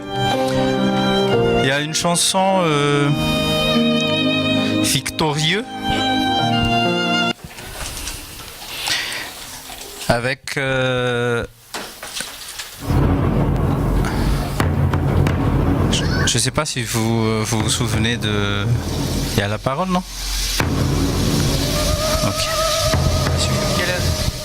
Amen. On va terminer avec les paroles prophétiques. Amen. Dis-toi que tu es victorieux. Dis-toi que tu es victorieux. Peu importe ce qui se passe dans ta vie, tu es victorieux. Amen. Comme il tombe à mon côté et diminue à ma droite, je ne serai point à terre. Amen. C'est une proclamation à faire. Oui, tout a forgé contre ma vie, ma destinée. Et nul est censé je marche dans sa victoire. Tu marches avec Jésus. Jésus m'accorde sa victoire. C'est ça l'assistance, c'est ça l'accompagnement. Je reprends mon territoire. Jésus m'accorde sa victoire. Victorieux, victorieux, établi en Jésus. Inébranlable, affermi par sa main puissante. Alléluia. Je marche dans sa victoire. Marche avec Jésus comme Enoch. Je reprends Marche mon avec Dieu territoire. comme il a fait Josué. Proclame. Proclame, tu es victorieux. Ce qu'il dit Amen. accompli. C'est aux ténèbres de fuir en toi parce que tu es la lumière. Tu Victorieux es le sel de ce monde au nom de Jésus. Oh, Baba Santa. en Jésus. Alléluia. Même quand tu la mets contre toute mon âme, Oh, je resterai Amen. confiant. à cause de la parole, de la promesse. S'il s'élève une guerre contre ma vie, ma destinée, mon cœur resterait sans crainte. Je marche dans sa victoire.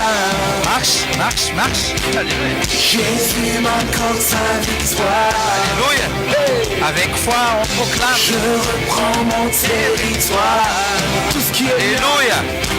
Jésus m'accorde sa victoire. Je suis victorieux, victorieux, établi en Jésus. Inébranlable, affermi par sa main. Je marche dans sa victoire. Je reprends mon territoire. Come on, hey! Victorieux, établi en Jésus. Inébranlable, affermi par sa main. Je marche dans sa victoire. Marche dans sa lumière aussi. Je reprends mon territoire. Connais ton identité dans le nom de Jésus. Ma délivrance. Je reprends ma guérison. Je reprends tout ce qui est mien. Je reprends mon avenir. Je reprends mon miracle. Je reprends ma santé, prospérité, tout ce qui est mien. Je reprends ma famille. Je reprends ma délivrance. Je reprends ma guérison. Je reprends tout ce qui est mien. Je reprends mon avenir. Je reprends ma guérison. Je reprends ma santé, prospérité, tout ce qui est mien. Je reprends. Je marche dans sa victoire. Il a déjà tout payé. Alléluia. Jésus m'accorde sa victoire. Il t'accorde sa Son sang victoire. a déjà coulé. Tu es fort encore à cause de celui qui te fortifie. Jésus tu es m'accorde fort. sa victoire. Chasse l'inquiétude. Chasse tout ce qui est péché. Alléluia. Par sa main, je marche dans sa victoire. Et je reprends mon territoire. Victorieux, établi en Jésus. Sois confiant en Jésus-Christ. Sois confiant en la parole de Jésus-Christ. Toutes ces promesses sont pour toi. Tu es l'héritier d'Abraham. Tu es co-héritier de Christ. Reprends tout dans le nom de Jésus. Amen. Au nom de Jésus. Amen. Je suis ce que je suis par la grâce de Dieu. Et vous aussi, vous êtes comme vous êtes par la grâce de Dieu. Amen. Asseyez-vous dans le nom de Jésus. Amen. Peace. Amen, amen. Come.